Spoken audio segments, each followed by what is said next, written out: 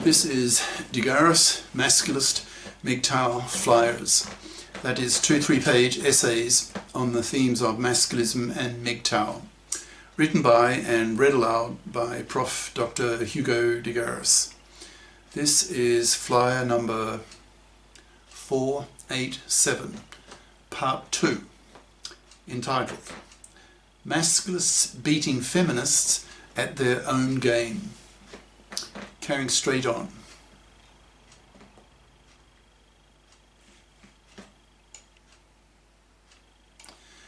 These numerical predictions match real-world data pretty closely. For example, at the IQ level needed to be a full professor in pure mathematics, in brackets, the intellectually toughest subject, the prediction is that only about 1/10 of such full professors will be female, and that matches the reality pretty closely.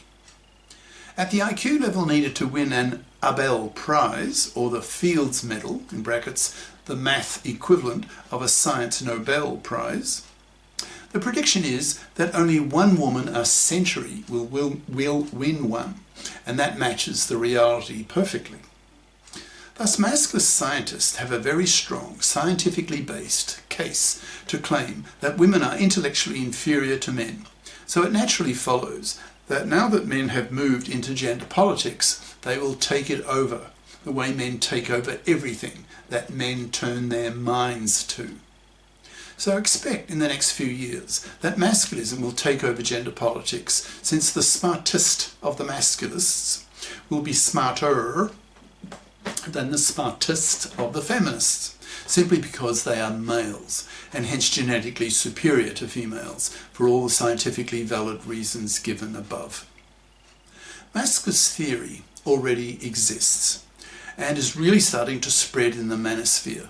In a few years, millions of men will have become familiar with masculist ideas, and use these ideas to not only challenge monoconscious feminists, but to crush them. Masculists claim that women oppress men far worse than vice versa, due to women's decades-lasting, man-slaving parasitism. Masculists point out that so many of women's gender crimes against men are continuous and last decades, thus motivating masculists to put enormous moral pressure on women to fip up and stop their major gender crimes against men. For example, women's paternity fraud, where in about 5% of pregnancies the husband is not the father. Thus the cuckolded husband spends decades of his life paying for a kid that is not even his. Masculists want women who do this to be severely punished for manslaving a man.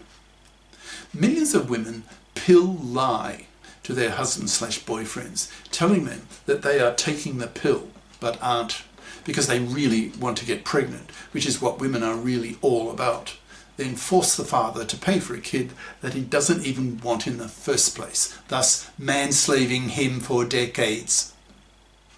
To overcome these massive gender crimes that women commit against men, the masculists are pushing for the legislation of the PARER, that's P-A-R-E-R, that's paternity rejection right, which would give a man the legislated right to reject an unwanted pregnancy.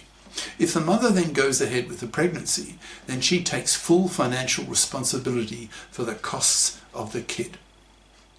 One of the major reasons for the masculist push for the creation of a FIP society is that with all women FIPs, then a FIP woman can much more easily afford to pay for herself the costs of that kid. Masculists see the fact that women have the MARER, that's M-A-R-E-R, that's maternity rejection right, commonly known as the abortion right, yet men don't have the PARER, paternity rejection right, as the most blatant form of sexual discrimination that exists, and it's not against women but against men.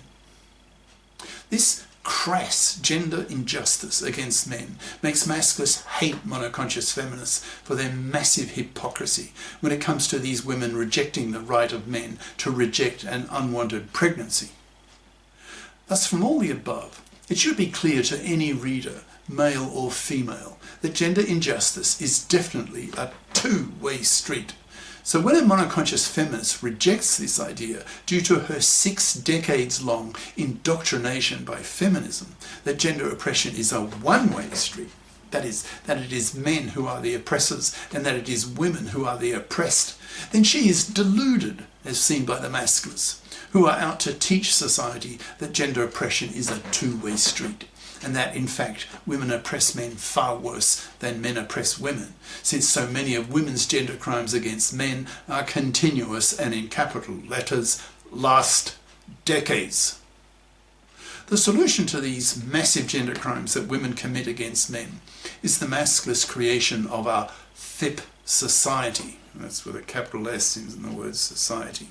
So that young women, especially at the critical age of 16, when they choose their future majors, will come under tremendous moral pressure by the masculists, and in brackets, and especially by their male classmates, to fit up, that is, to become FIPs by studying career competent majors so that they can become real FIPs as adults and not expect fluffy style, in brackets, fluffy equals a masculist label for a traditional woman who expects to be able to parasite off the labour and money of a man, close brackets, to a manslave a man, having him work for her for decades.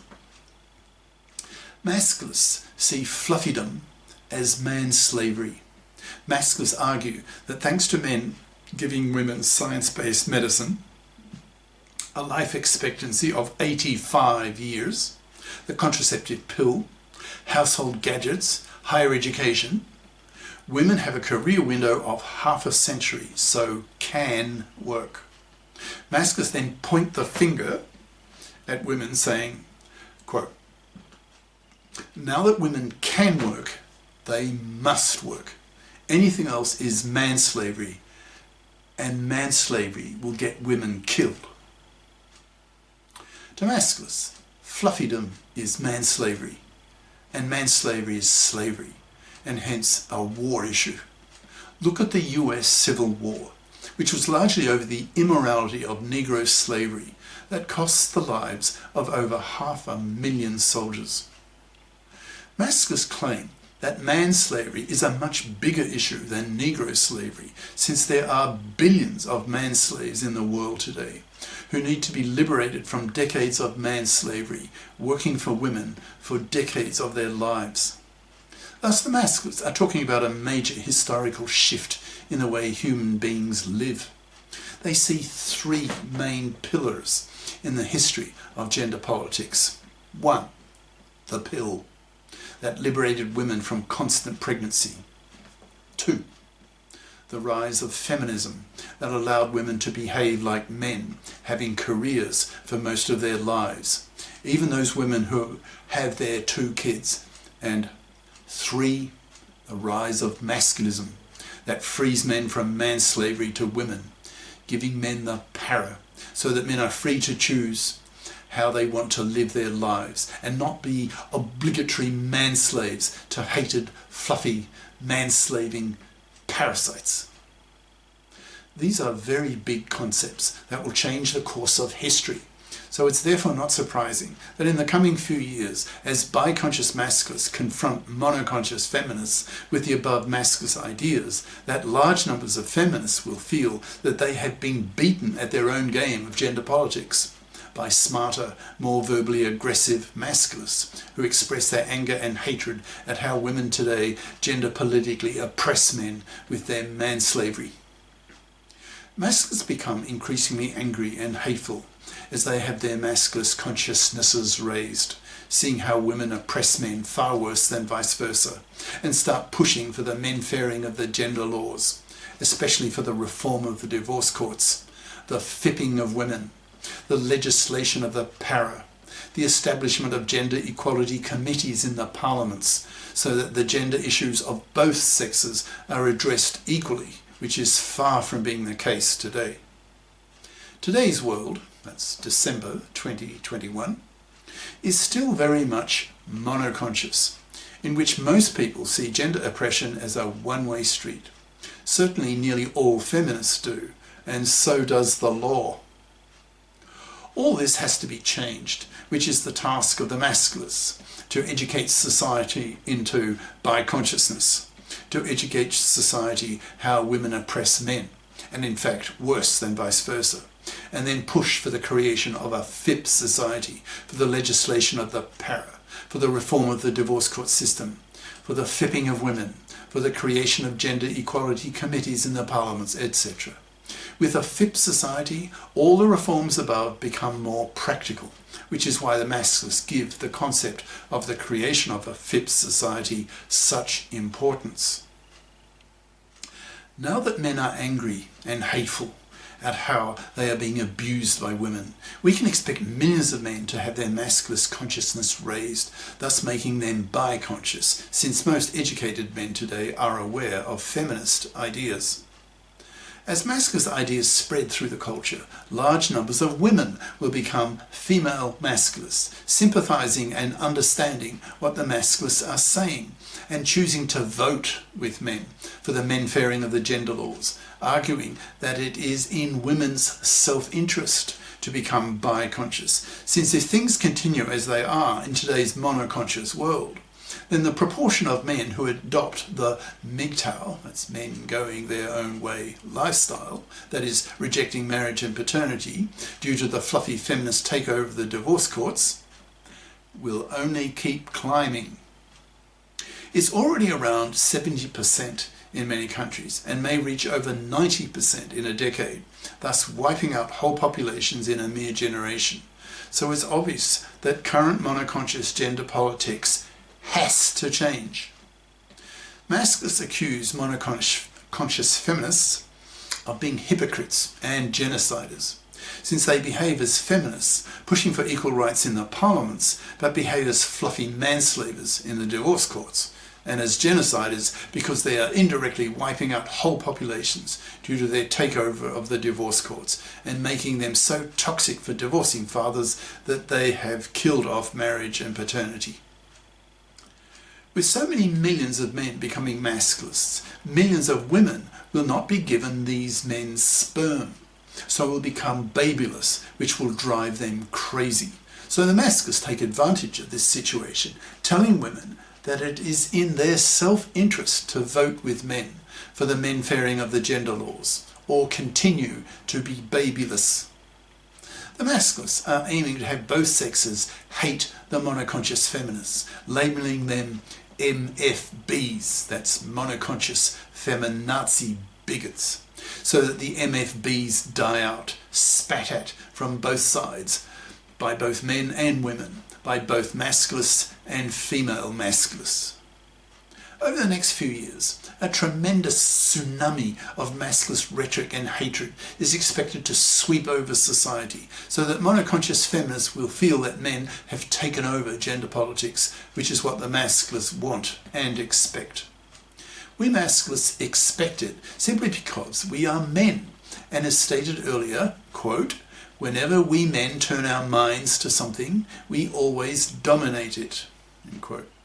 We men, as masculists, are now turning our male minds to gender politics to liberate men. So we will soon dominate gender politics, beating the feminists at their own gender political game that they started, that the masculists will finish, returning the gender political pendulum to its natural vertical position.